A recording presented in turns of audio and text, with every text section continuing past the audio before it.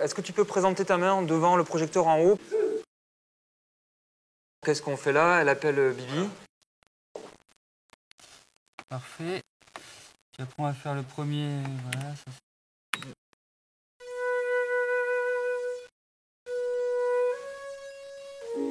Ils sont vachement proches, hein, t'as vu? Là, il y aura les wedges devant. Oh.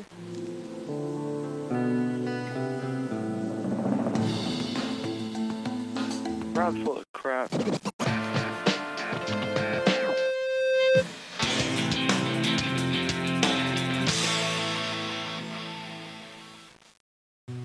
Quatre, c'est la phase du piano.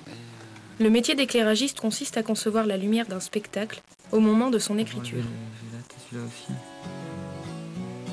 Il travaille en amont avec le metteur en scène au théâtre ou avec les musiciens en préparation des concerts. Le régisseur lumière exécute le plan de feu imaginé par l'éclairagiste. Numéro 8. 8 à très faible intensité. Voilà, comme ça tu peux, si c'est pas trop fort, tu l'intègres dans ton état lumineux. En France, ces deux métiers ne font généralement qu'un. Mettez-les pour l'instant dans la lumière, en supposant qu'on soit sur la bâche. Donc il faudrait les décaler encore un peu vers la face, là, c'est juste pour qu'on voie les intensités. Qu'est-ce que t'en penses, Pascal? Ouais, mais on a un souci quand même. Par rapport à quoi? Par rapport à la zone d'ombre qu'on a, là. Le régisseur lumière doit être capable, effectivement, de comprendre les souhaits d'un metteur en scène, qui, lui, ne va pas forcément utiliser un vocabulaire technique pour exprimer des souhaits par rapport à l'éclairage. Oui, qui est complice de qui? Sur le deuxième go, là, oui. Pour que ça aille descendre tout doucement. C'est-à-dire que ça va flasher, tu envoies l'autre mémoire d'après pour qu'elle redescende tranquillement. Le régisseur lumière adapte le plan d'implantation des projecteurs en fonction des possibilités d'accroche du lieu d'accueil. Donc là, c'est un pendrillon qui est large, hein, il fait 3 mètres. Donc normalement, ça devrait... On va te le faire passer par le bon côté. Ce plan, réalisé à l'échelle, servira de base de travail à l'équipe technique du lieu d'accueil lors de la phase de montage. Ouais, je pense que ça, ce sera vraiment au plus haut. Hein. Qu'est-ce que c'est le plan de feu? C'est tout simplement un plan des éclairages sur lequel, en fait, on va spécifier quel type de projecteur on va utiliser et surtout où est-ce qu'on va les implanter, les installer. Découpe latérale pour cadre de scène à court. On peut le décaler un peu éventuellement, mais a priori, l'ouverture, on peut pas ouvrir plus, en fait. Parce que là, on est... Oui, le décaler un peu vers la cour, c'est possible, ouais. Il y a, en fait, on va dire, différentes catégories de projecteurs. Il va y avoir une première catégorie qui va nous permettre d'avoir un éclairage général sur tout le plateau. Pour cet éclairage général, si possible, on va essayer d'avoir les différentes directions de lumière. Donc les différentes directions de lumière qui sont les faces, les contres et les latéraux. C'est bon? On peut envoyer? Alors, tu peux envoyer les contres au lointain, s'il te plaît? En fait, nous avons deux projecteurs ici en contre, qui sont repris après par les deux ici. Donc là, c'est ouvert à fond, ça y est? D'accord. Le projecteur le plus courant est le PC. Il permet de changer l'ouverture du faisceau lumineux de très large à serré grâce à une lentille placée devant la lampe. Cette première catégorie de projecteurs va nous permettre d'avoir la visibilité. Donc, par exemple, si c'est du théâtre, il est important qu'à tout moment, on voie le visage d'un comédien quand il parle. Donc ça va nous donner la visibilité et ça va nous donner aussi quand même de l'esthétique. Parce qu'on pourra avoir le choix, quand on va construire un état lumineux, de privilégier une direction de lumière. Tu vas commencer avec une bande de scotch pour qu'on voudrait ne pas éclairer le pendrillon côté court, en fait. On rencontre aussi le par. Il est beaucoup plus limité en termes de réglage, puisqu'il n'est pas possible de travailler la taille du faisceau.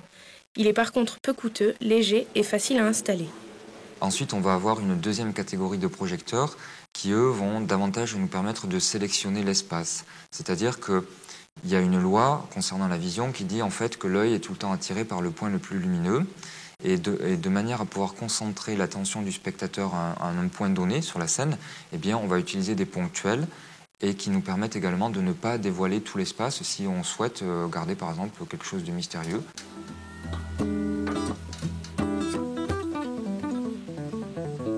Alors Alors les projecteurs asservis ont changé beaucoup de choses dans notre métier, puisque sur un projecteur, on peut avoir l'équivalent d'une trentaine de projecteurs. Les projecteurs asservis, la plupart du temps, vous le verrez dans les concerts, sont en rythme avec la musique.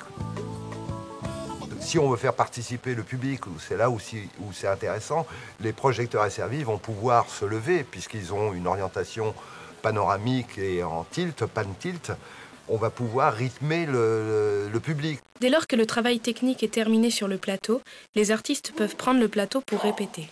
Comment Pourquoi Avec quel... Selon les besoins des artistes et de la technique, la répétition pourra ne concerner que certaines parties du spectacle ou se faire sous la forme d'un filage complet.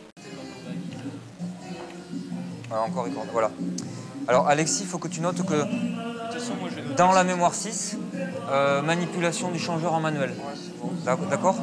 Et je pense que la lumière va apparaître cut avec la musique en fait. C'est vraiment un moment crucial parce que c'est le moment finalement où le régisseur lumière réalise ce qu'il a imaginé. Mettez-les pour l'instant dans la lumière, en supposant qu'on soit sur la bâche. Donc il faudrait les décaler encore un peu vers la face là c'est juste pour qu'on voie les intensités.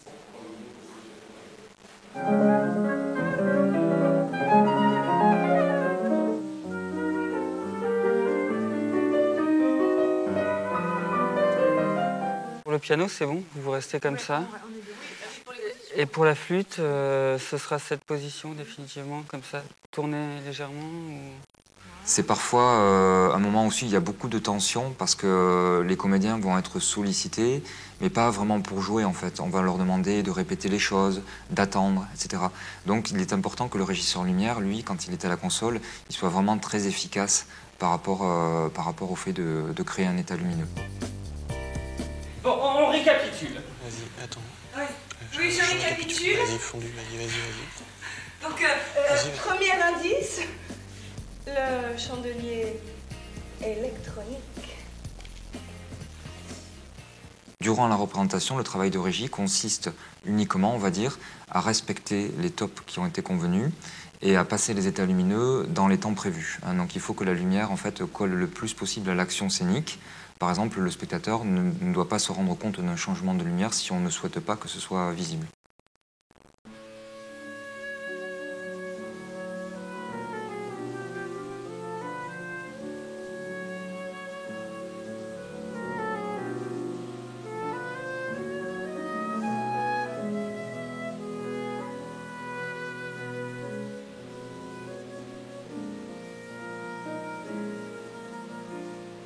Le régisseur lumière doit avoir en fait une approche plus artistique de la lumière parce qu'il doit être capable de dialoguer avec le metteur en scène, avec les comédiens. Ce que j'aime dans le métier de régisseur lumière, c'est qu'on est vraiment en interaction avec les comédiens en fait. C'est indispensable, la lumière est indispensable et l'un se nourrit de l'autre en fait. L'artiste se nourrit de la lumière et bien sûr le régisseur lumière, il a besoin des artistes, des décors pour pouvoir créer ces éclairages.